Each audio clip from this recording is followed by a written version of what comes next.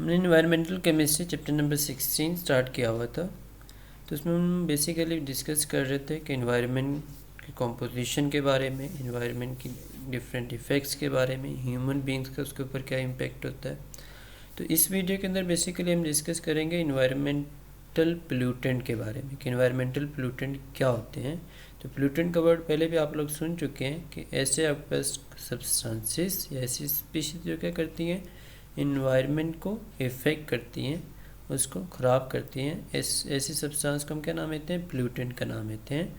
Any substance in the environment which adversely effects the human health, quality of life and the natural functioning of ecosystem is known as environmental pollutant. यानी ऐसी substance जो क्या करती है, environment को ख़राब करती है और जिस वजह से डिफरेंट लिविंग ऑर्गेनिज्म के ऊपर उसके इम्पेक्ट होते हैं, यानी डिफरेंट आपस हार्मफुल इफेक्ट होते हैं।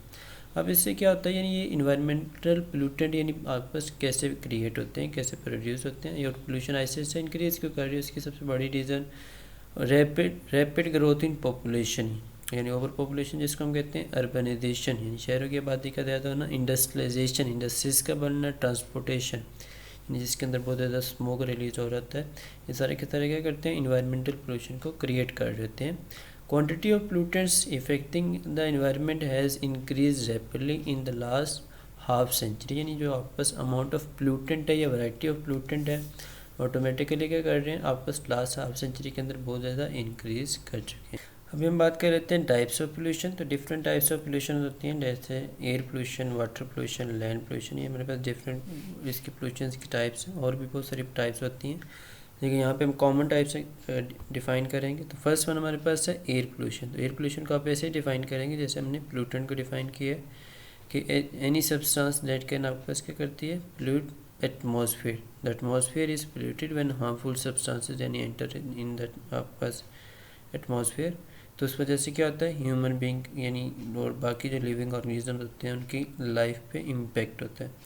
अब इसके एक्चुअली में सोर्सेज कौन कौन से हैं, यानी किस किस वजह से कॉज हो सकती है। तो इसके मेन सोर्स हैं चिमनीज ऑफ इंडस्ट्रियल यूनिट, यानी इंडस्ट्रियल यूनिट की जो चिमनीज होती है उससे जो वेस्ट प्रोडक्ट्स डिफरेंट गैसेज वगैरह एटमॉस्फेयर के अंदर रिलीज हो रहती हैं। एग्जॉस्ट ऑफ ऑटोमोबाइल यानी गाड़ियों से जो धुआं निकल रहा होता है। उसके अलावा जो आपके पास सल्फ़र के ऑक्साइड होते हैं उसमें SO2 sulphur dioxide, sulphur trioxide ये आपके पास रिलीज हो रहते हैं। नाइट्रोजन के डिफरेंट ऑक्साइड्स होते हैं, कार्बन मोनोऑक्साइड, और इसके अलावा हाइड्रोकार्बन यानी जो आपके पास CH4, आपके पास मीथेन, इथेन, प्रोपेन, ये सारे जो आपके पास आते हैं ये हाइड्रोकार्बन्स। अमोनिया आपके पास जो होती है। उसके अलावा कंपाउंड्स ऑफ फ्लोरीन और साथ साथ रेडियो एक्टिव मटीरियल।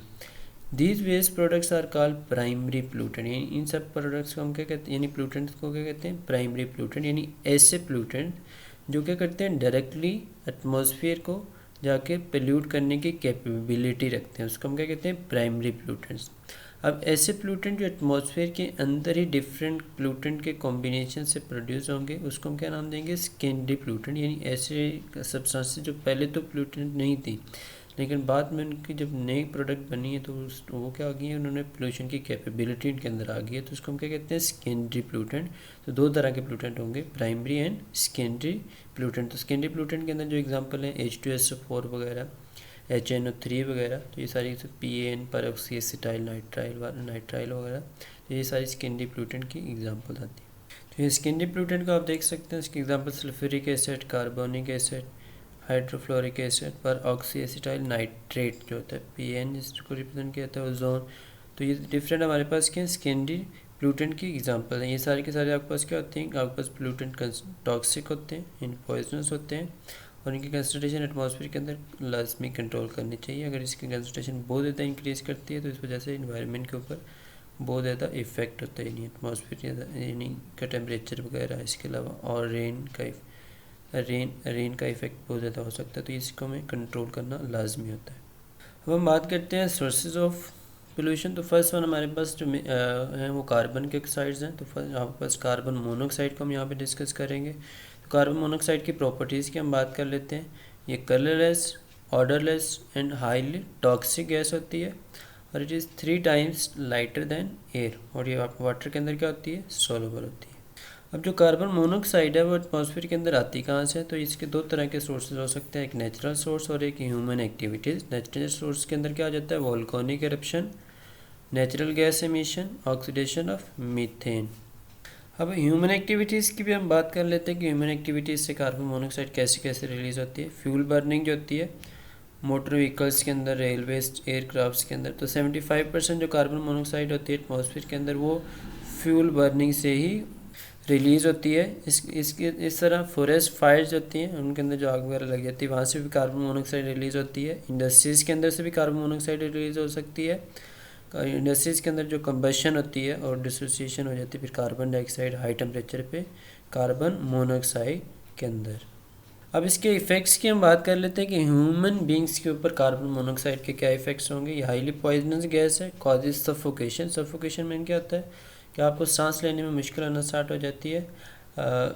उसके अलावा इसके दूसरा जो मेजर इफ़ेक्ट होता है कि ये क्या कर देती है, आपके पास ऑक्सीजन कैरिंग कैपेसिटी को कम कर देती है। अब ऑक्सीजन कैरिंग कैपेसिटी को कम कैसे करती है, हीमोग्लोबिन प्रोटीन होती है हमारे ब्लड के अंदर। हीमोग्लोबिन नॉर्मली ऑक्सीजन को कैरी कर रही होती है, ऑक्सीजन उसके साथ बाइंड कर जाती है।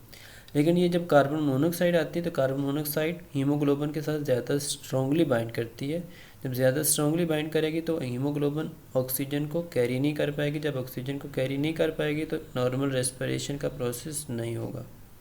अगर CO कार्बन मोनोऑक्साइड पॉइजनिंग हो जाती है तो आप हाई प्रेशर ऑफ ऑक्सीजन से यानी ऑक्सीजन ज़्यादा इनहेल करके क्या कर सकते हैं, इसको रिवर्स कर सकते हैं। अगर कार्बन मोनोऑक्साइड का आपको यानी आपने ज़्यादा इनहेल की हुई है तो इस वजह से आपको यानी फिजिकली जो इफेक्ट होगा, हेडेक, फैटिक, अनकॉन्शियसनेस यानी आपका कंट्रोल नहीं रहेगा एंड एवेंचुअली डेथ भी हो जाएगी। जैसे वो आपने सुना भी हुआ है कि कमरों के अंदर जो लोग सोए होते हैं हीटर वगैरह ऑन करके तो उनकी क्या हो जाती है, डेथ हो जाती है। तो वो बेसिकली कार्बन मोनोऑक्साइड की फॉर्मेशन की वजह से होती है।